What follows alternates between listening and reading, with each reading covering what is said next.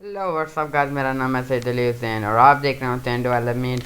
तो आज एक न्यू वीडियो के साथ आ चुका हूँ अपने चैनल पे। तो आज की इस वीडियो में हम काफ़ी इंपॉर्टेंट चीज़ पढ़ेंगे, क्योंकि ये हो सकता है ये मैंने पहले भी ये मैंने चीज़ आपको पढ़ाई हो, लेकिन ये एक अलग लेवल में आपको मैं बताने लगा हूँ। तो अब की वीडियो तो आपको बहुत ज़्यादा वीडियो पसंद आएगी। तो चलिए स्टार्ट करते हैं। तो सबसे पहले मैं प्रोग्राम स्टार्ट करता हूँ। प्रोग्राम स्टार्ट करने से पहले अगर आपने मेरे चैनल को लाइक नहीं किया, लाइक कर लें, सब्सक्राइब कर लें। सब्सक्राइब करने के साथ साथ बेल के आइकन को दबा लें ताकि मेरे आने वाली हर लेटेस्ट वीडियो आपको मिल सके। सब्सक्राइब करने से क्या होता है कि मैं जो ही न्यू वीडियो अपलोड करूँगा, तो अगर आपने मेरा चैनल सब्सक्राइब कर भी लिया होगा तो आपको नोटिफिकेशन नहीं आएगा।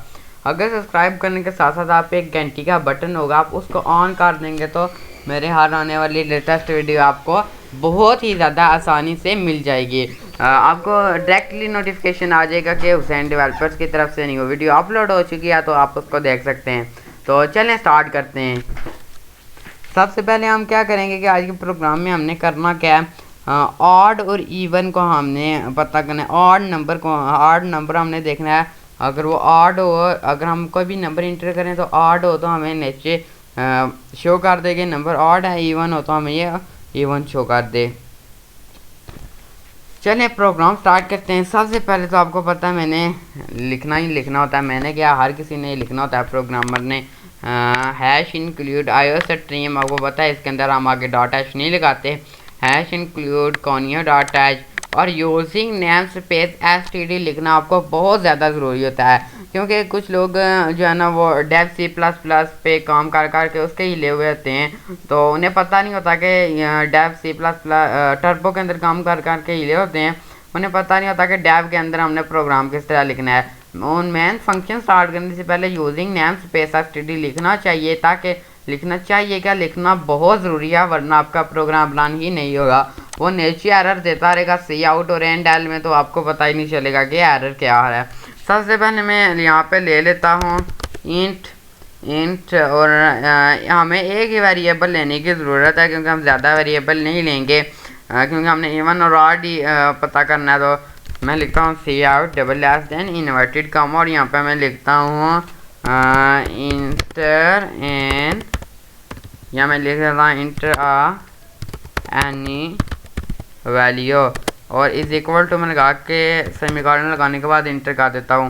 सीन लिखता हूँ डबल ग्रेटर देन और मैं यहाँ पे एन लिख देता हूँ। अब कुछ लोगों को अभी भी ये कन्फ्यूजन है कि ये मैं सी इन के अंदर एन क्यों लिखता हूँ और सी एन किस मकसद के लिए यूज़ होता है।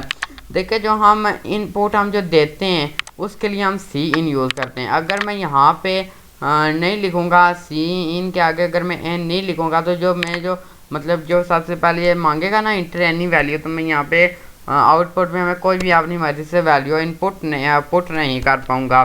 सी इन लगाना इस वजह से ज़रूरी है ताकि आप एन की जो एन के अंदर वो वैल्यू स्टोर हो जाएगी, आप जो भी वैल्यू पुट करेंगे। तो उसके आगे हमने क्या करना है, हम सिंपल इफ़ स्टेटमेंट का इसमें यूज़ कर रहे हैं। तो मैं यहाँ से थोड़ा नीचे आ जाता हूँ। इफ़, आपको पता है ब्रैकेट्स के अंदर ये करते होते हैं, क्योंकि हम ब्रैकेट्स के अंदर का जो काम होता है हम इसको फंक्शन वर्क भी बोलते हैं।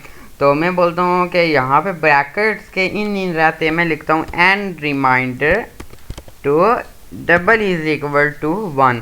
अगर इसका ये डिवाइड होगा 2 से, तो जो भी इंटीजर डालेंगे वो डिवाइड होगा 2 से। रिमाइंडर, अगर ये हम अब एज एक इज इक्वल टू हम डालेंगे तो ये आगे वाले को नहीं पकड़ेगा कि ये 1 को इसने देखना है कि अगर ये इसके बाद इसका आंसर इससे अटैच हो या ना हो, ये इसको नहीं पकड़ेगा। इसके लिए हमें डबल लगाना पड़ेगा इज इक्वल टू। उसके बाद आपने क्या करना है, लिख देना है C out double S then inverted comma it is an odd, और डबल डी मैंने बड़ा लिख दिया, ऑड नंबर नहीं नंबर हमने लिखना है। और इज इक्वल टू आगे लगाता हूँ सेमीकोलन और इंटर। और यहाँ पे अगर नहीं है, अगर नहीं के लिए आपको पता है मैंने आपको बताया था एल्स स्टेटमेंट यूज़ होती है। एल्स स्टेटमेंट का बेसिकली मकसद क्या होता है कि अगर तो ये स्टेटमेंट इसके साथ अगर अटैच है, अगर ये स्टेटमेंट इस स्टेटमेंट के साथ अटैच है, तो ये वाला हमें ये शो कर दे सेंटेंस। अगर तो ये वाली जो हमने लिखी है स्टेटमेंट, ये अगर तो ट्रू है तो हमें ये वाली सेंटेंस शो कर दे। अगर नहीं है तो हम नीचे कुछ भी नहीं लिखेंगे तो हमारा प्रोग्राम रन हो जाएगा, चलेगा भी। लेकिन अगर हम इनवैलिड अगर हम पुट कर देंगे कोई भी वैल्यू तो हमें वो कुछ भी नहीं शो नहीं करेगा, ब्लैंक रहेगा हमारा जो है ना आउटपुट। इसलिए मैं लिख दूंगा एल्स अगर नहीं है तो हमें क्या शो कर दे, it is an even number, आगे इज इक्वल टू सेमीकोलन और इंटर मैं कर देता हूँ। अब यहाँ पे आपको पता है जिस तरह हम सी लैंग्वेज के अंदर हम आउटपुट के लिए गेट सी एच लिखते थे, यहाँ पे हम रिटर्न ज़ीरो लिखेंगे, RETU रिटर्न ज़ीरो लिखने के बाद मैं सेमीकोलन लगा देता हूँ। मैं देखें जो ये कंपाइल करता हूँ अपने प्रोग्राम को, ये देख रहा है कि हाँ कंपाइल हो चुका है। ये नीचे यहाँ पे मुझे शो कर रहा है 0 एरर 0 वार्निंग। और उसके बाद मैं जो ही मैं अपने प्रोग्राम को रन करता हूँ तो आ गया इंटर एनी वैल्यू। मैं यहाँ पर 2 इंटर करता हूँ तो it is even number show इसने कर दिया। और अगर मैं इसको कैंसिल करता हूँ दोबारा मैं रन करता हूँ तो यहाँ पे मैं 6 इंटर करता हूँ। नहीं क्योंकि हमें जो जब भी हम रन करें तो हमें कंपाइल करना पड़ेगा कि हर बार यह इसको ठीक तरीके से पढ़ सके। मैं 5 इंटर करता हूँ, it is an odd number. ठीक आ गया। होप सो के वीडियो तो आपको बहुत ज़्यादा पसंद आई होगी। अगर पसंद आई हो तो लाइक करें, शेयर करें, सब्सक्राइब करें, क्योंकि अपने आप कॉलेज फ्रेंड्स को आप शेयर करें ताकि उनको भी C++ पढ़ने में आसानी हो। आपके जितने भी ग्रुप्स वगैरह हैं उनमें शेयर करें और मेरे चैनल को सब्सक्राइब करें और बेल के आइकन को दबा लें ताकि मेरे आने वाली हर लेटेस्ट वीडियो मिल सके आपको। Thanks for watching this video.